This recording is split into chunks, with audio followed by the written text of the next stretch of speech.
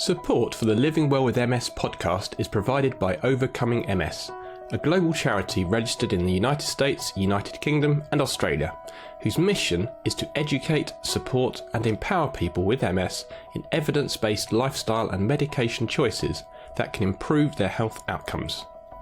Please visit our website at www.overcomingms.org to learn more about our work and hear directly from people around the world about the positive impact overcoming MS has made on their lives. Now, on to today's episode. In today's episode, we want to discuss the upcoming holiday season.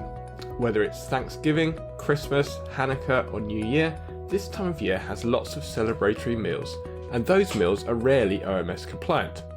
So how can we join in the celebration and have some delicious food while still sticking to the OMS protocols? Today's guest is Ashley Madden, a full-time food lover and health enthusiast. She's a pharmacist, plant-based chef, certified holistic nutrition consultant and a food photographer. A diagnosis of multiple sclerosis in her early 20s triggered an overhaul of her personal and professional life, and ultimately she traded prescriptions for plants. She shares her plant-based, gluten-free and oil-free recipes on her blog RiseShineCook.ca and creates recipes for health and wellness outlets like Forks Over Knives and Mind Body Green, in addition to working on her first cookbook to be released in the fall of 2020. Originally from Canada, Ashley has moved around the world over the last 10 years, from New York to the Netherlands, and currently she lives in Taiwan. So welcome, Ashley. Hi, thanks for having me. And can you tell us a little bit about your background and your passion for cooking? It's an interesting path, I think, for me, both personally and professionally. I've always been a quote-unquote foodie. I've always been in love with food and eating out and cooking at home. So, in my early 20s, in my late teens, I played around with this idea of going to culinary school very briefly, and then quickly decided that, wasn't something that maybe I should do. So anyways, I ended up going to pharmacy school instead. So I went to Memorial University in Newfoundland, that's in Canada. And so I practiced as a pharmacist for a little while. And in my early career, that's actually when I was diagnosed with MS. So that was around 2008, I think. Yeah, 2008. I was 23 or 24. I can't remember. There was a time when I could never forget being diagnosed, but now it's kind of a blur. And then, God, after like many people who get diagnosed, I didn't really know what to do. So I kind of just took medication and tried to talk about it as little as possible. And then, curiosity began to creep in. And that's when I started Googling and going outside of, the Western medicine box that I kind of lived in. So that's when I found OMS, and that was around 2011. I read the OMS book, I think, in 2 days, or maybe like even a day. And overnight, I know people do the transition to the, overcoming multiple sclerosis program in different ways, slowly or like, cold turkey. I'm a cold turkey kind of person. So overnight, I completely shifted everything and have been committed to the OMS program ever since. And then as those changes happened in my personal life, it kind of started trickling into my professional life. And then I wanted to know more about like food and nutrition and how, the chronic diseases of the world could be related to how we take care of ourselves. And so then I became a certified holistic nutrition consultant. And after I did that, I knew for sure that my passion did lie in food. And so I moved to New York and went to culinary school. And I guess, the rest is history. Now I do recipe development. For a while, I did corporate talks on a whole foods plant-based diet. I've done cooking classes and demos. I'm a food photographer, and like you said, I am working on my first plant-based cookbook to come out next year. So sorry, that was really long-winded. No, that's good. That's how I've come here. And in between all of those transitions, I went to culinary school in New York, and then I moved to the Netherlands with my husband. He took a job there for a few years, and then we moved back to Canada, and just recently we moved to Taiwan. And that's where I am right now. Wow. And is it quite a challenge to switch to an OMS diet? I think that a lot of the big changes people make in their lives are preceded by some kind of event. It's really, I think it's really difficult to muster up a lot of motivation sometimes unless you are frightened in some way or you learn some kind of lesson. And for me, I should give you some more background about me, actually. So after I was diagnosed with MS, my sister was also diagnosed with MS, and I had an aunt with MS. She's passed away now. So a lot of people, I listen to some of the other podcasts that you've done. And a lot of people, when they get diagnosed with MS, they don't know much about MS. They're unfamiliar, and, they have to go through this whole learning process. For me, when I was diagnosed, I knew a lot about MS. I was fresh out of pharmacy school. I was doing a pharmacy rotation because I did a hospital residency program for a year after I graduated pharmacy. And I was currently working in the ICU, and one of my patients in the ICU had MS. So I was very aware, I guess, of all of the worst case scenarios. So I was terrified. And I went into a period of depression, a period of denial. And then when I finally realized that, there's got to be something that I can do to decrease the risk of relapses or decrease other chronic diseases that might happen. So when I found OMS, it was just pure relief. And I was so motivated. So for me, it wasn't difficult to make the changes. I was at a period of time in my life where I feel like I could have or would have done anything.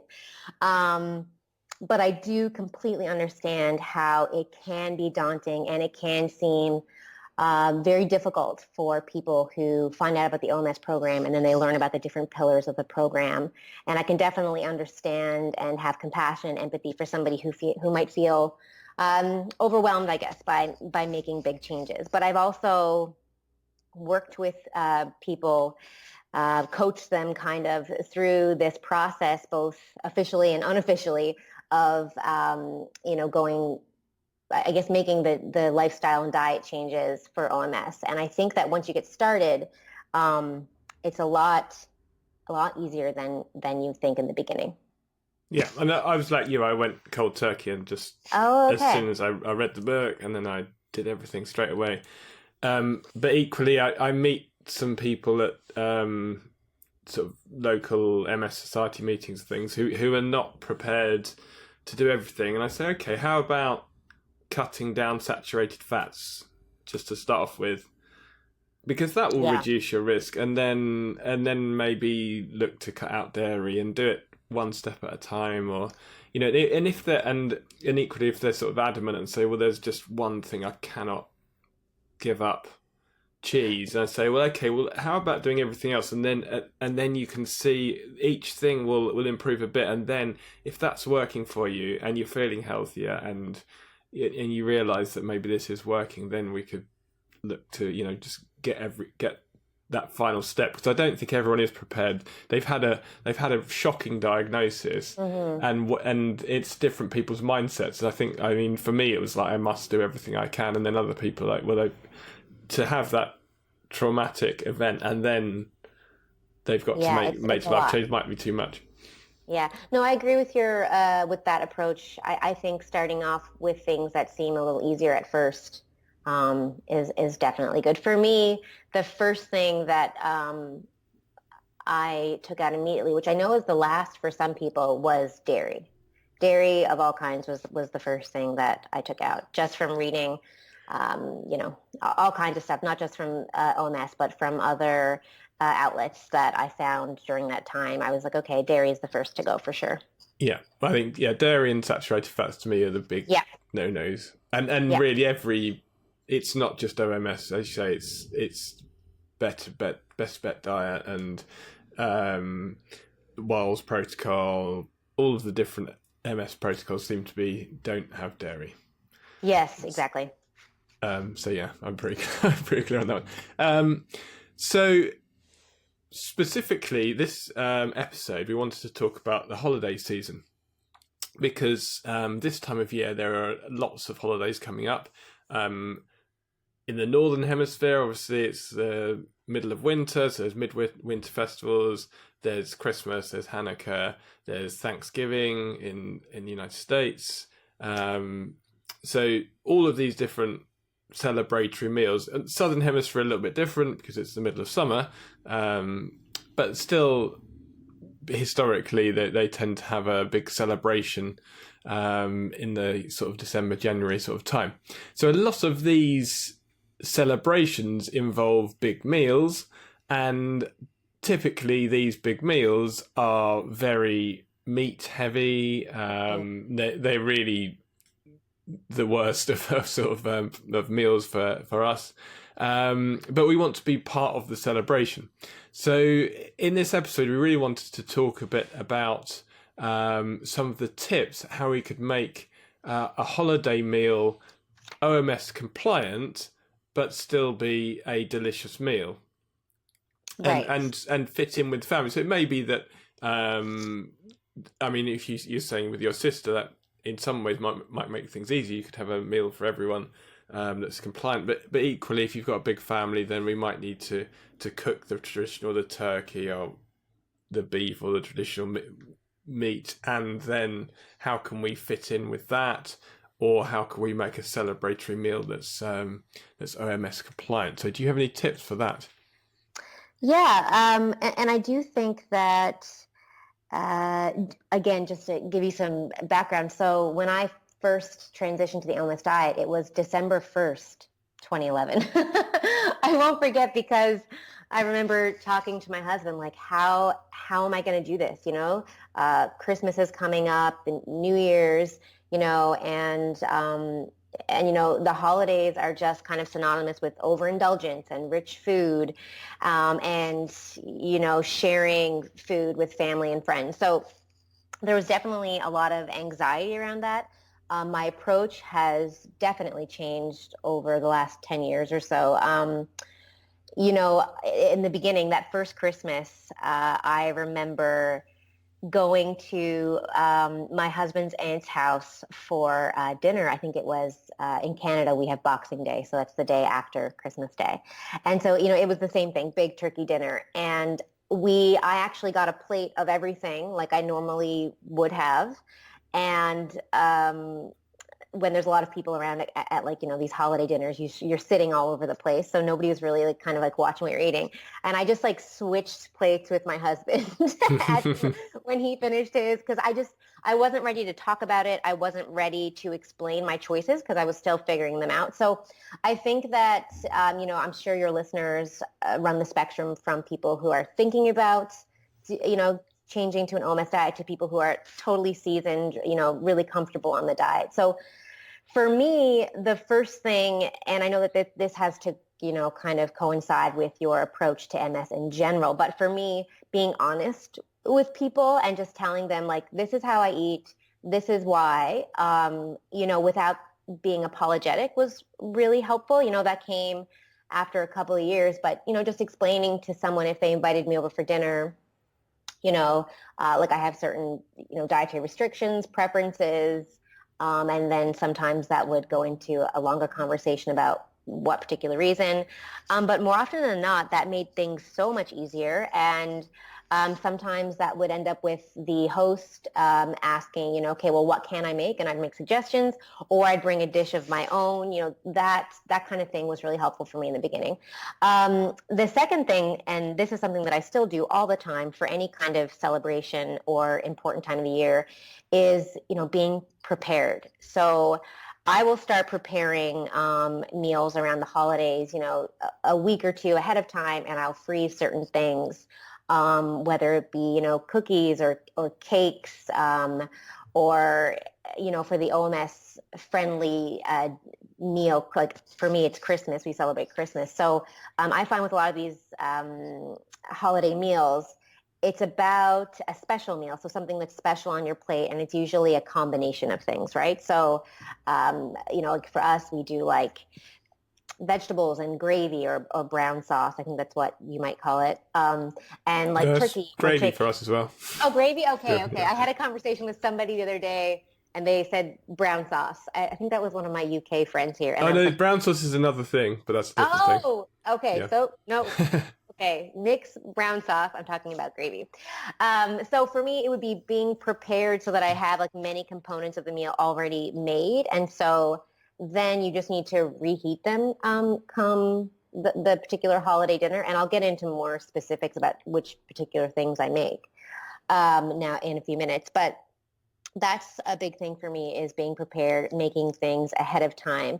The other thing is that sometimes it's easier to keep things simple. Like I'm not sure what you do for special meals, but sometimes just taking it easy and taking the pressure off of yourself over the holidays is a great option as well.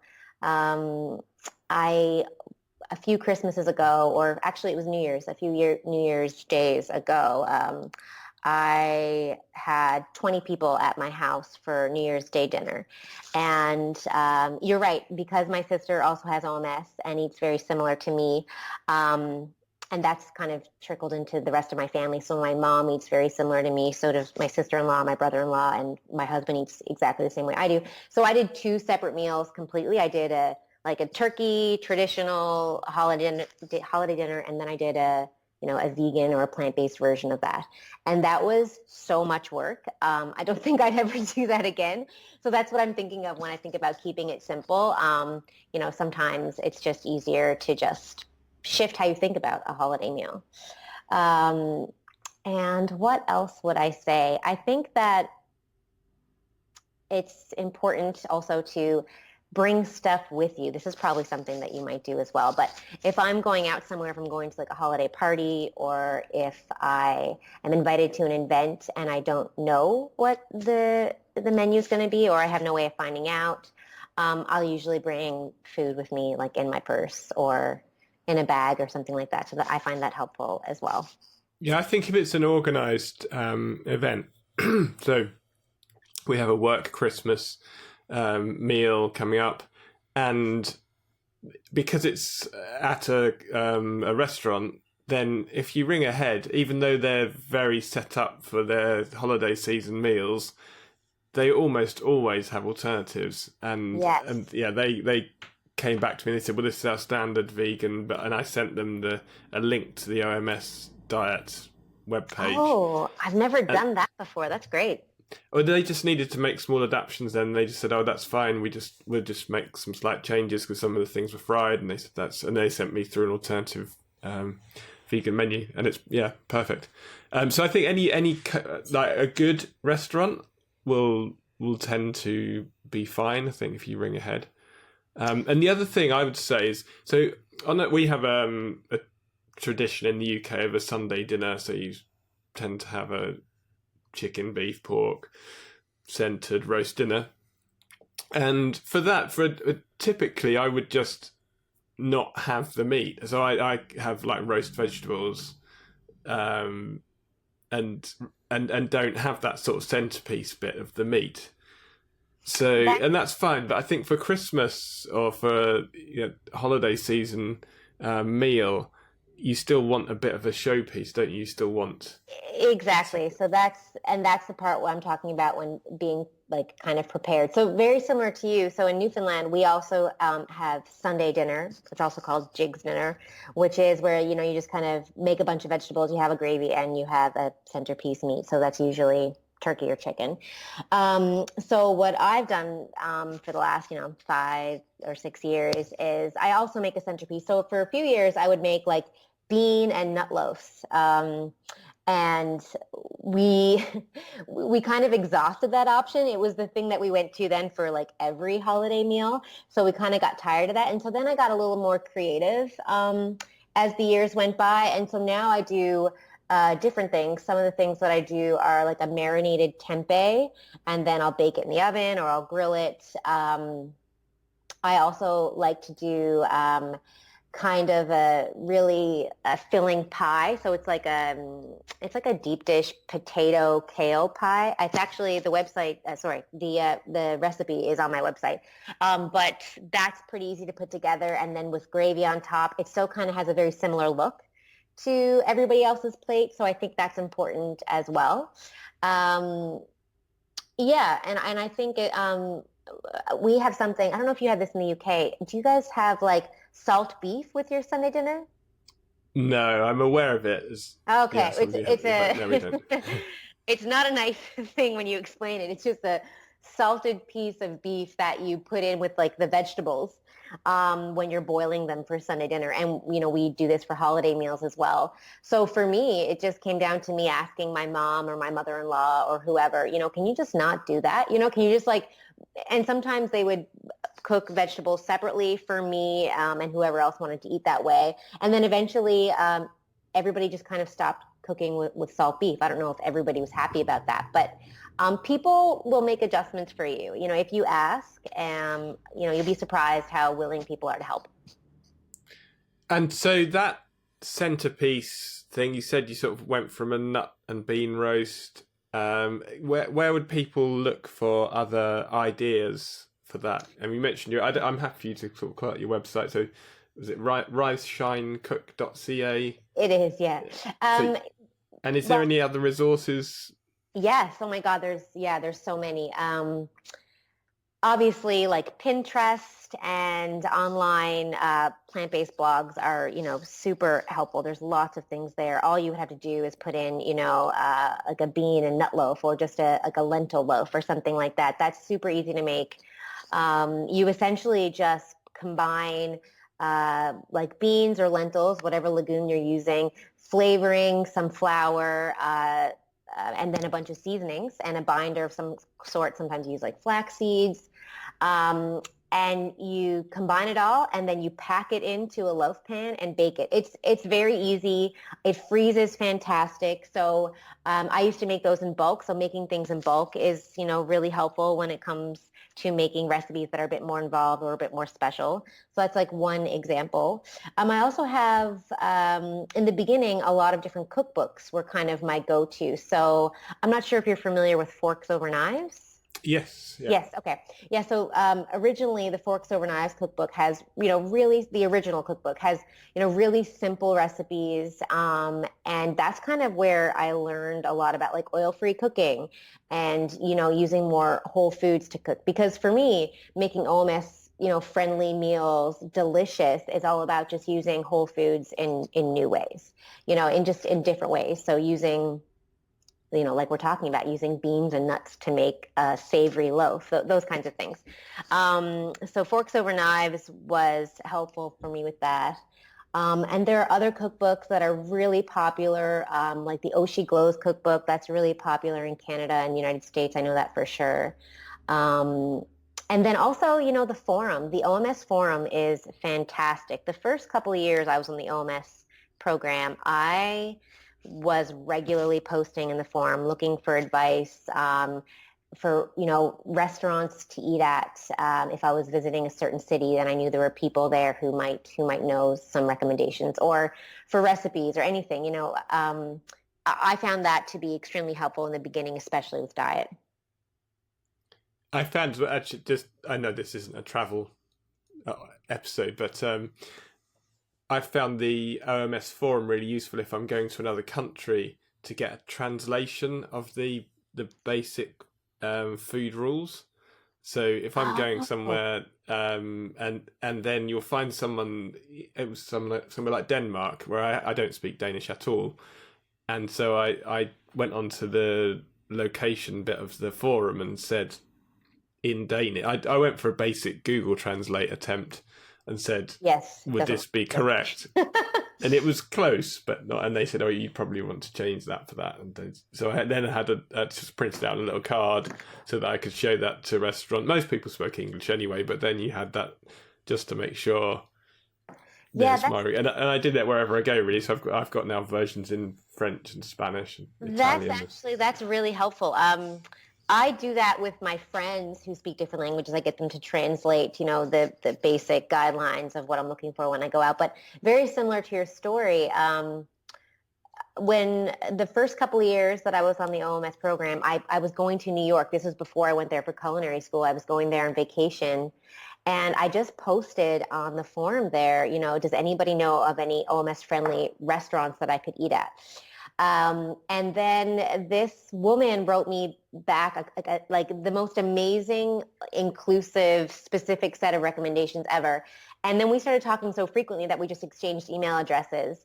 And then we became really close friends. And then she lived in LA. I live in the East Coast of Canada. We ended up meeting in LA 2 or 3 times, I think.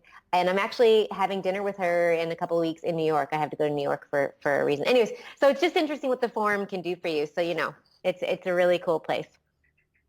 And just as a specific one, that from last Christmas, I came across a recipe for vegan Wellington. So beef Wellingtons, I don't know if it is eaten everywhere, but it's essentially quite a showpiece meal because it's a big piece of fillet beef, and it's got mushrooms and wrapped in pastry, and so there's vegan versions of this, and it was a real sort of showpiece centerpiece. Everyone wanted a piece of this because it looks really good, and it was delicious, and that was from there's a couple of guys in Ireland called the Happy Pear.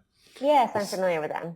And that PEAR pear, as in the fruit. And and they've got books, but then they've got YouTube channels. And it's freely available, actually. It was on the YouTube channel how to make That sounds really fancy. Vegan Wellington. Yeah, and it did take a bit of work. So it was one of those sort of, as you say, cook it first. You cook it, or not cook it, but prepare it first, freeze it, and then put it in the oven. At the last point. So I was actually going to my brother's, so I had it all ready to go, and then just needed to go into the oven for half an hour, and then it was done. That's delicious. That sounds delicious. I think that that's something that would definitely like kind of blend in that kind of meal. You could bring it and it looks like everybody else's kind of traditional holiday meal. I think also, and I mentioned this earlier, I think that eventually you learn to embrace that your plate looks different. I think for me in the last couple of years, I don't really try to mimic exactly what everybody else's plate looks like.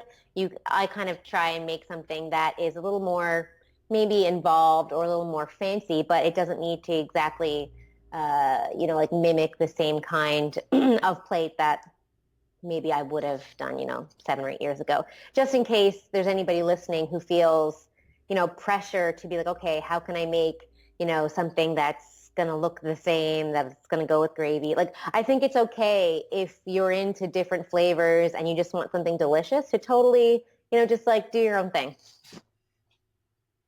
Okay. And would it be any different if it was an evening, like, so where we might just have like canapes with drinks, things like that? Is there any other tips for that sort of thing? If you're having friends round, maybe for a like New Year celebration, and you just want some canapes and side dishes to have with drinks? For sure. And actually, that's probably the most enjoyable way for me to have people in over the holidays is for kind of like finger foods and snacks. So there are a lot of foods that you can make that people don't even know don't have dairy or, are low in saturated fat or don't have meat. So like different kinds of dips, hummuses, or I like to make an artichoke spinach dip out of cashews and frozen spinach and, canned artichokes, and you bake it in the oven the same way you would just a regular one that's made with cream cheese. And nobody really knows the difference. So I find that those kinds of parties, it's really easy to make stuff. And then the other thing too, I would say for parties is, call on your friends and your family and make it like a potluck, or just ask someone to bring something small. That's always really helpful. The only sometimes I have a problem where I take things along and I have gone to some trouble and make something really nice. and then everyone eats my food. It is. But then I feel really bad and say I don't want to be exclusive, so you like, can't eat this, but I yeah, can't eat the rest of it. I totally relate to that. And that kind of feels good too, though. You're like, hey, but this is actually really good for you. How many dinner parties or, just like cocktail parties have I been at where all I end up talking about is food because someone will be eating something that I made and brought and we strike up a conversation. And I'm like, yeah, there's no dairy in that or, there's no oil in that or it's made from, beans. My favorite food group to kind of do magical things with is beans. So, and then, end up talking and telling them that, not only is it delicious, it's like actually really good for you. And then, they get into it and then everybody eats it. That happens all the time. So, yeah, that's something that you might run into. If you make something delicious that's healthy, you're warned that people might want to eat it on you. But, but like those kinds of parties are, I think, a little easier because you can make familiar foods, not just for yourself, but for other people. Like it's easy to make bruschetta. And if gluten is a part of your diet, it's so easy to get, like a delicious sourdough bread and to make a couple of dips or to make a guacamole or, like stuffed mushrooms. That's a big one that I used to make a lot in the beginning. So yeah, I think that you've just got to, if you do like cooking and you can be a little bit creative and you want to try new things, I think the holidays is a really great time to do that. So we've talked a lot about the main meal, the main dish, if you like. But what about puddings and desserts and a more sort of sweeter dish that you might have? Yeah, so this is my absolute favorite. I'm so passionate about this topic. I have a really big sweet tooth, and for a few years, I missed really delicious baked goods. So for Christmas, there is one particular recipe that I make almost every Thanksgiving and every Christmas, and it's like a plant-based spice cake. I made a couple of versions of it, and then I made one, and it was just absolute perfection. So this has become a really popular recipe from my blog. So maybe I can either give you the recipe and you can post it in your show notes, or I can give you the link or something. But it's like a Christmas bundt cake, and it's made from oat flour and almond flour, and there's some coconut sugar in there, and then tons of spices. So, all those like warm, delicious spices that you think about when you think of the holidays or the colder seasons. So like cinnamon, ginger, cloves, allspice. And then I drizzle a cashew cream cheese kind of over it and top it with pomegranate seeds and pecans. And it's just incredible. So I'll give you the link to that. So that's something that I make a lot of. And it actually freezes very well. So this is one of those recipes that I make way ahead of time. So, I can make it a couple of weeks before a particular meal and freeze it, and then I'm good to go. I just take it out the night before, and it's ready for the next day. Another thing that I would say that I make a lot of, because you said puddings, and I'm not sure for your international listeners. I know when you say pudding in British, does that mean like actual pudding or like what's a pudding? It can be either. I mean, I mean the sweet thing you have after the main. Oh, okay. Puddings. Right. Okay. Yeah. So just like dessert. I know that the things like pudding and pie can mean different things in different countries. So yeah, I'm getting a lesson here. And so then I was going to say, because another one of my go-to desserts are actual puddings. So like things that you eat with a spoon. And for that, you need to have a blender. And if anybody is looking to get an appliance to make whole food cooking easier, I would say a good quality blender is number one. But, you can just blend. I make a lot of, blended, desserts. So I blend mangoes with cashews and cinnamon, and it's just an incredible, really decadent tasting, but still light and creamy dessert. I like to make chocolate puddings. I make one out of sweet potatoes and cocoa powder and almond butter. So there's a lot of like easy ways of throwing together dessert as well. They don't, not all of them need to be, baked goods, but I would say those are the two things around the holiday seasons that I make the most. So the spice cake, and then, puddings that I can just whip together the day of and pop in the fridge and then serve in, little dishes with berries on top or something like that. Great. We'll add a link in the show notes so you can have a look at a link to those recipes. Okay, great. And so we've talked a lot about the holidays, but is there just a nugget of advice that you have in general from preparing meals, just as a closing tip for everyone about cooking when you're following an OMS compliant diet?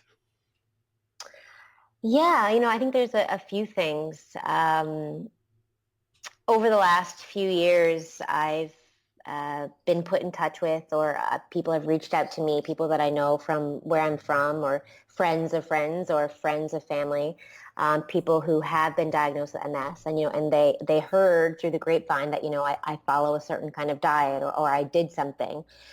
And so then I kind of, introduced people to the OMS program. And I've seen a lot of people through the very beginning to, what is this, to people who just, I haven't heard of in a couple of years because they're off doing their own thing because they eat this way again. And I would say that the thing that I've learned from watching other people transition and helping people and helping my sister is that you've got to feel really good about the choices you're making, and you've got to be kind to yourself. If it takes you longer to give up something, or you're struggling with something, you can't berate yourself or get down on yourself because it's difficult. Like it is difficult. If it was super easy, then the OMS program and all of the resources it provides might not be necessary. And then the other thing that I would say is, when it comes to cooking, don't be afraid to try new things, things like tofu and tempeh. And, if you're not used to cooking with beans, start cooking with beans, and then to include like a different variety of whole grains. And all this stuff isn't going to come overnight, but, it does give you something. It's almost like a bit of a hobby, I guess, just to get a little more interested in including, variety into your diet. So, I would say be kind to yourself and try new things. That's for sure. And then also, if you can, get like a buddy, like a cooking buddy. It doesn't need to be somebody who's also on the OMS program, but I have found that really helpful for other people. Like when someone can call me directly and ask me, how did you make that? Or what ingredients did you use for this? Or where did you find this? I think that it's helpful to just be able to reach out and share the experience with other people, and to not try and do it all alone. And if you have a buddy who's on the OMS program, which I have met a few through the OMS forums, that's even better. Thank you very much for that. So thank you very much for joining us. We've had some excellent tips there. I look forward very much to your book coming out.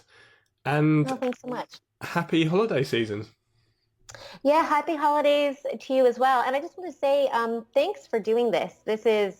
I think this is going to be really helpful for people. When I started the MS diet, or the OMS diet, I just think that anybody who's coming to this now, there's so many great resources that you guys have packaged into the OMS program. I just think it's absolutely wonderful.